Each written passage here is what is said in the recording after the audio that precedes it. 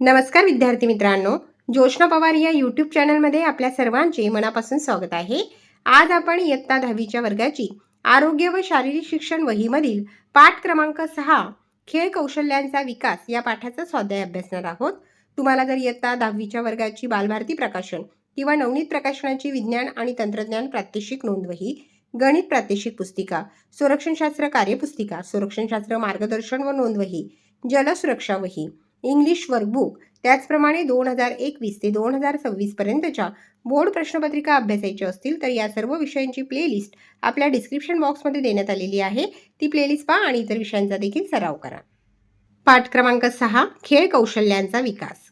स्वाध्याय प्रश्न पहिला, कंसात दिलेल्या शब्दातून योग्य शब्द निवडून पुढील विधाने पूर्ण करा।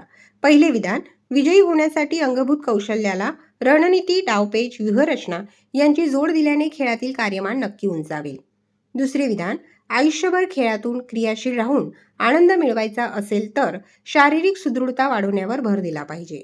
तिसरे विधान, खेळताना दुखापत टाळण्यासाठी संरक्षणाचे साहित्य वापरा, सुरक्षेचे नियम पाळा। चौथे विधान, हॉकी व फुटबॉलमध्ये बचाव, संरक्षण व आक्रमणासाठी वेगवेगळे खेळाडू असतात। प्रश्न दुसरा, थोडक्यात उत्तरे लिहा।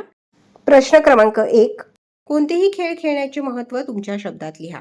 उत्तर, खेळ हे आपल्याला वेळेचे बंधन, धैर्य, शिस्त आणि गटामध्ये काम करणे व एकमेकांना सहकार्य करणे इत्यादी महत्त्वपूर्ण गोष्टी शिकवतात।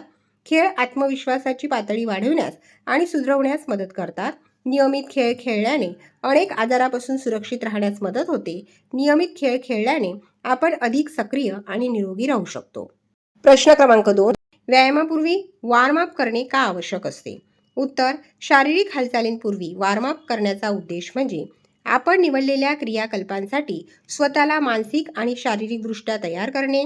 वॉर्मिंग केल्याने तुमच्या हृदयाचे ठोके वाढतात आणि त्यामुळे तुमचा रक्तप्रवाहही वाढतो। यामुळे तुमच्या स्नायूंमध्ये जास्त ऑक्सिजन पोहोचू शकतो। प्रश्न क्रमांक 3, खेळाची कौशल्य व डावपेच का शिकावी याबद्दल तुमचे मत लिहा। उत्तर, खेळात प्रावीण्य मिळवण्यासाठी आणि यशस्वी होण्यासाठी कौशल्य व डावपेच शिकणे अत्यंत आवश्यक आहे। कौशल्यांमुळे खेळातील हालचालींवर नियंत्रण आणि अचूकता येते।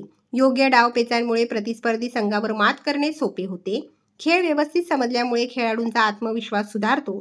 कौशल्यांमुळे शरीराची ऊर्जा योग्य ठिकाणी वापरली जाते। एकत्रित डावपेच आखल्यामुळे संघात चांगला समन्वय साधला जातो। चौथा प्रश्न, परिवर्तित खेळ म्हणजे काय? तुम्ही असा एखादा खेळ खेळला, पाहिला असेल, माहीत असेल तर त्याविषयी थोडक्यात लिहा। उत्तर, मूळ खेळाचे नियम, मैदानाचा आकार किंवा खेळायची साधने यामध्ये आवश्यकतेनुसार बदल करून खेळला जाणारा खेळ म्हणजे परिवर्तित खेळ होय। हे बदल प्रामुख्याने मनोरंजन, वयोगट किंवा मर्यादित जागेमुळे केले जातात। उदाहरणार्थ गल्ली क्रिकेट। 1. बदले केलेले नियम, आम्ही आमच्या गल्लीत क्रिकेट खेळतो। साधने, खऱ्या लेदर बॉलऐवजी प्लास्टिक बॉल वापरला जातो। 3. जागेचे नियम, जागा कमी असल्यामुळे थेट भिंतीला चेंडू लागल्यास आऊट असे स्थानिक नियम बनवले जातात। फायदा, यामुळे सर्व वयोगटातील मुलांना मर्यादित जागेतही खेळाचा आनंद घेता येतो।